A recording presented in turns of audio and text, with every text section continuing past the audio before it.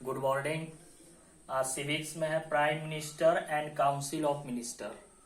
तो prime minister के बारे में देखेंगे appointment, eligibility, term of office, फिर काउंसिल ऑफ मिनिस्टर्स के बारे में।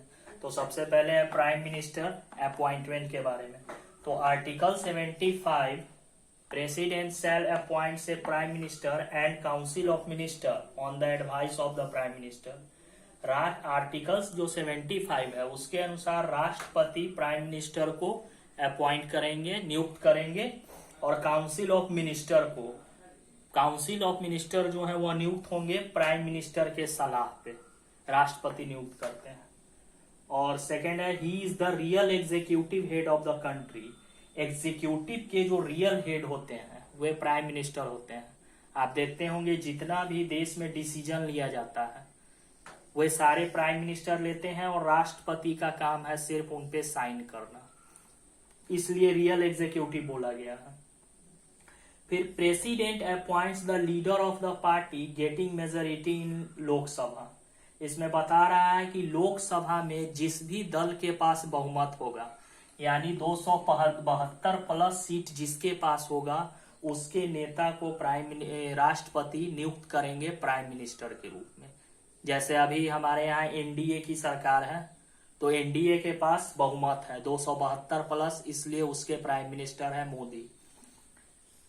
फिर है if no party gets clear majority the president may use his discretion to appoint the PM.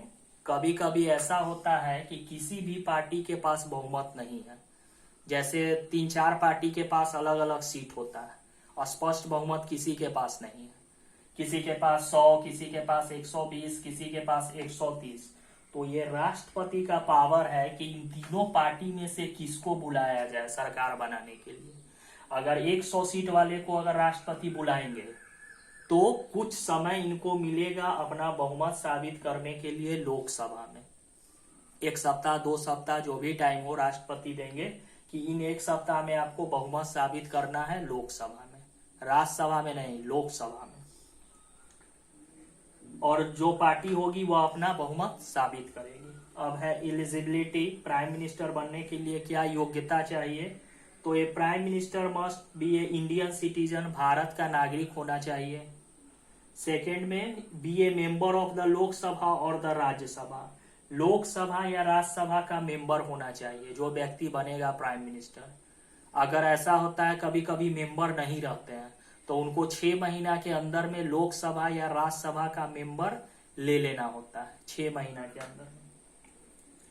और उनका उम्र 25 साल होना चाहिए, 25 साल से कम नहीं। Not hold any office of profit under the government of India. लाभ के पद पे नहीं होने चाहिए, कोई भी सरकारी नौकरी, ये सब जो लाभ का पद है उस पे ये नहीं होने चाहिए। फिर है टर्म ऑफ ऑफिस, मतलब क्या कार्यकाल है? तो ही holds the office till he enjoys the confidence of the Lok Sabha. जब तक लोकसभा में इनके पास बहुमत रहेगा तब तक यह प्राइम मिनिस्टर रहेंगे। He can not be removed by the president till he holds the confidence of the house. राष्ट्रपति इनको नहीं हटा सकते हैं जब तक इनके पास बहुमत है। ऐसा नहीं है कि 2 साल अगर प्रधानमंत्री रह गए तो राष्ट्रपति कहेंगे अब 2 साल हो गया आप हट जाइए। इनके पास जब तक 272 प्लस रहेगा सदस्य तब तक यह प्राइम मिनिस्टर रहेंगे, राष्ट्रपति भी इनको नहीं हटा सकते। तो ये थे प्राइम मिनिस्टर। अब है काउंसिल ऑफ मिनिस्टर के बारे में। काउंसिल ऑफ मिनिस्टर्स के बारे में देखेंगे तो the council of ministers are appointed by president on the advice of the PM. जो मंत्रियों का समूह है उसको नियुक्त करते हैं राष्ट्रपति, लेकिन प्रधानमंत्री के सलाह पे। ये सारा काम होगा प्रधानमंत्री के सलाह पे। According to article 75 there is a collective responsibility of council of ministers to the Lok Sabha. Article जो 75 है उसके अनुसार जो भी मंत्री है उनका सामूहिक जिम्मेवारी है लोकसभा के प्रति। सामूहिक जिम्मेवारी का मतलब जैसे कोई मीटिंग हुआ उसमें सभी मंत्री भाग लिए, कोई डिसीजन पास हुआ, तो ऐसा होता है कि कुछ सदस्य उससे सहमत होते हैं, कुछ जो सदस्य हैं मंत्रियों के समूह में वो सहमत नहीं हुए, लेकिन जब यह पास होगा तो उसमें सभी मंत्रियों की हामी जरूरी है, मतलब माना जाएगा कि सभी उससे सहमत है, सभी को मानना होगा। तो यही कॉलेक्टिव रिस्पॉन्सिबिलिटी है लोकसभा के प्रति। The PM decides the portfolios of the ministers, he can सफल देयर पोर्टफोलियोज। अब जो विभाग है, सरकार बनने के बाद जो विभाग होता है, जैसे गृह विभाग, विदेश विभाग, वित्त विभाग, इसका जो बंटवारा है यह प्राइम मिनिस्टर करेंगे। यह इनका पावर है प्राइम मिनिस्टर का कि किनको कौन सा विभाग दिया जाए। The PM can ask the minister to resign और advise the president to remove the minister.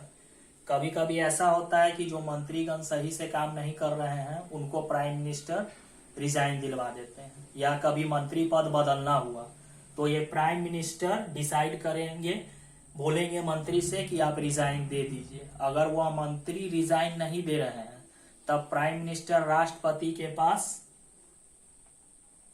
सलाह देंगे राष्ट्रपति को कि आप इस मिनिस्टर को हटा दीजिए, तो राष्ट्रपति उसको फिर बर्खास्त कर देंगे प्रधानमंत्री के सलाह पे। When the PM resigns, the whole council of minister dissolves।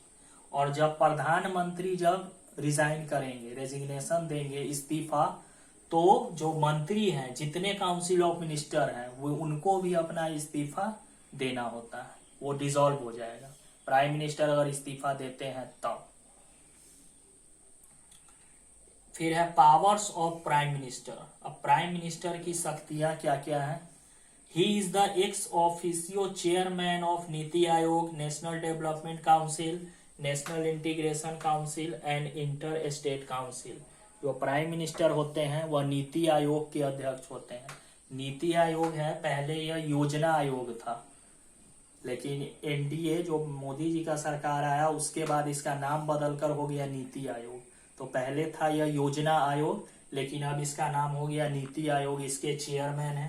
National development council है, उसके चेयरमैन। नेशनल इंटीग्रेशन और इंटर स्टेट काउंसिल, उसके यह चेयरमैन होते हैं।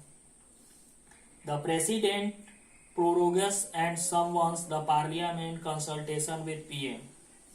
मैंने पहले पिछले क्लास में बताया था कि राष्ट्रपति जो है संसद के अधिवेशन को संबोधित करते हैं, बुलाते हैं या उसको भंग करते हैं।